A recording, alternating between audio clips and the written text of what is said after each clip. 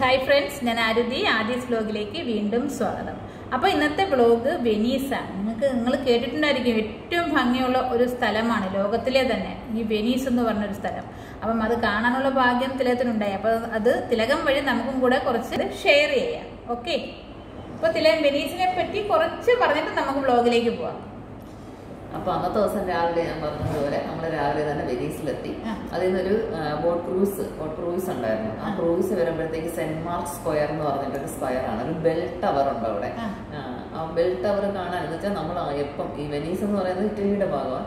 എപ്പോഴും വെനീസിൽ പോയാലും ഈ ബെൽ സ്ക്വയർ, ആ ഒരു സെന്റ് മാർക്ക് സ്ക്വയർ ആണ് ഏറ്റവും ഇമ്പോർട്ടൻ്റ്. എപ്പോഴും എല്ലാവരും കാണാൻ പോകുന്നത്, മോസ്റ്റ് ടൂറിസ്റ്റുകൾ അവിടെയാണ് ശരിക്കും വെനീസ് കാണുന്നത്. അപ്പോൾ ആ ഒരു സ്ഥലം എന്ന് വെച്ചാൽ ബെൽ ടവർ ഉണ്ട്. ആ സെന്റ് മാർക്ക് സ്ക്വയറിൽ ബെൽ ടവർ ഉണ്ട്. അതുപോലെ തന്നെ ഈ കത്തീഡ്രൽ, ചർച്ച്, അവരുടെ ചർച്ച് ഉണ്ട്. പിന്നെ കുറേ രൂപം ഇങ്ങനെ കാർവിങ്സ്, ഞാൻ പറഞ്ഞില്ലേ, ഈ ഉണ്ടാക്കി വെച്ചേക്കുന്ന കുറേ വലിയ ശില്പങ്ങളും അങ്ങനെയുള്ള എല്ലാം കാണാൻ നല്ല ഭംഗിയാന്ന് വെച്ചാൽ ഫുൾ വെള്ളത്തിന്. അപ്പം നമ്മൾ അവിടെ നിന്ന് ഒരു ബോട്ടിങ് വന്നിട്ട് ഈ സെന്റ് മാർക്ക് സ്ക്വയറിലെത്തി. അവിടെ നമുക്കൊരു ഗൈഡും കൂടെ വന്നിട്ടുണ്ട്, പ്രത്യേകം ഗൈഡ്. അവർ കുറേ കാര്യങ്ങളൊക്കെ പറഞ്ഞു തന്നായിരുന്നു. എന്ന് വെച്ചാൽ ശരിക്കും പറഞ്ഞാൽ ഈ സെന്റ് മാർക്ക് സ്ക്വയറിന് ഒരു 100 മീറ്റർ, 98.6 മീറ്ററാണ് ഹൈറ്റ്. ഇത് 1902 ഉണ്ടാക്കിയത്. അപ്പോൾ അതിടയ്ക്കൊന്ന് കൊളാപ്സ് ചെയ്തത്. ഇത് കഴിഞ്ഞിട്ട് ഒന്നും കൂടെ റിനോവേറ്റ് ചെയ്ത് ഒന്നും കൂടെ ചെയ്ത് 1912 അങ്ങനെ ഈ കുറച്ച് ഹിസ്റ്റോറിക്കൽ കാര്യങ്ങളൊക്കെ അവർ പറഞ്ഞായിരുന്നു. പിന്നെ നമ്മൾ കുറച്ചും കൂടെ അങ്ങോട്ട് നടക്കുമ്പോഴത്തേക്ക് ശരിക്കും ഗ്ലാസ് ഫാക്ടറി ഉണ്ട് ഇവിടെ. ഗ്ലാസ് ഉണ്ടാക്കുന്ന കാണിച്ചത് സൂപ്പറാണ് കാണാൻ. പിന്നെ ഗ്ലാസ് വിൽക്കാനും അവിടെ കുറേ ഉണ്ട്.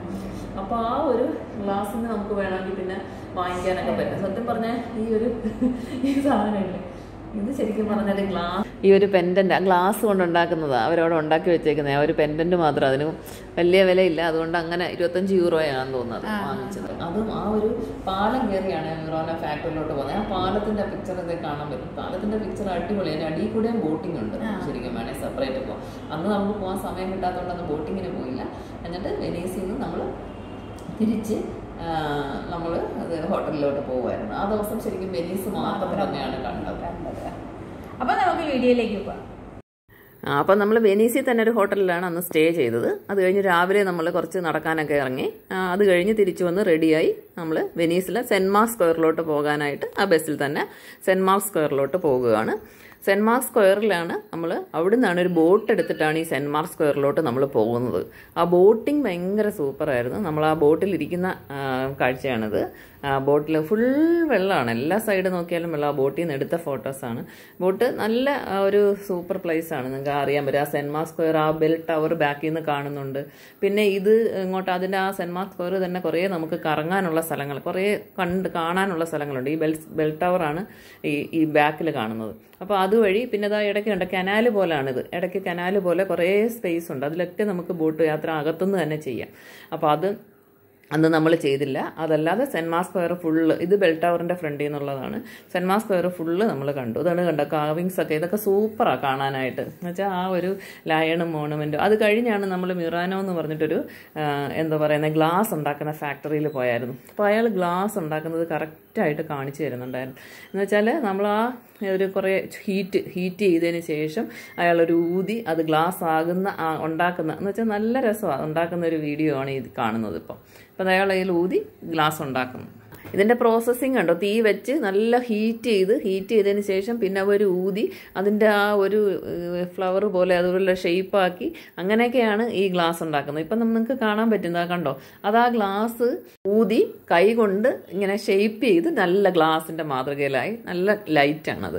ഇത് ആ ഗ്ലാസ് ഫാക്ടറിയുടെ മുമ്പിലുള്ള ഗ്ലാസ് കൊണ്ട് ഉണ്ടാക്കിയ കുതിരയാണ്. ഇങ്ങനെ കുറേ സാധനങ്ങൾ അവിടെ വെച്ചിട്ടുണ്ടായിരുന്നു ഗ്ലാസ് ഉണ്ടാക്കിയത്. അകത്ത് ഫോട്ടോസ് അലൗഡ് അല്ല.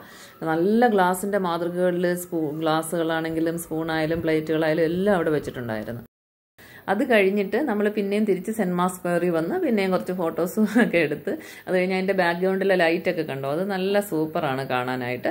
അതുപോലെ തന്നെ ആ ഒരു ശരിക്കും ഇതാണ് വെനീസിൻ്റെ ആ ഒരു കാഴ്ച ഭയങ്കര സൂപ്പറാണ്. വെനീസിൻ്റെ കാഴ്ച കാണാനായിട്ട്.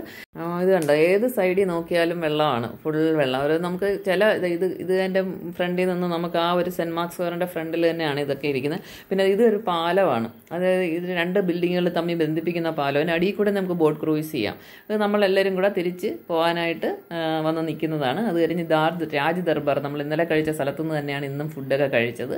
നമ്മൾ ഇനി പോകുന്നത് റോമിലേക്കാണ്. അതാണ് ഏറ്റവും നമ്മളൊന്ന് ആലോചിച്ച് നോക്കാം. ആ റോമിൽ ശരിക്കും പറഞ്ഞാൽ സെൻറ്റ് പീറ്റേഴ്സ് ബസിലിക്ക, അത് ആലോചിക്കുമ്പോൾ തന്നെ വേൾഡിൽ തന്നെ ഏറ്റവും വലിയ പള്ളിയാണ് സെൻറ്റ് പീറ്റേഴ്സ് ബസിലിക്ക മാർപ്പാപ്പയുടെ.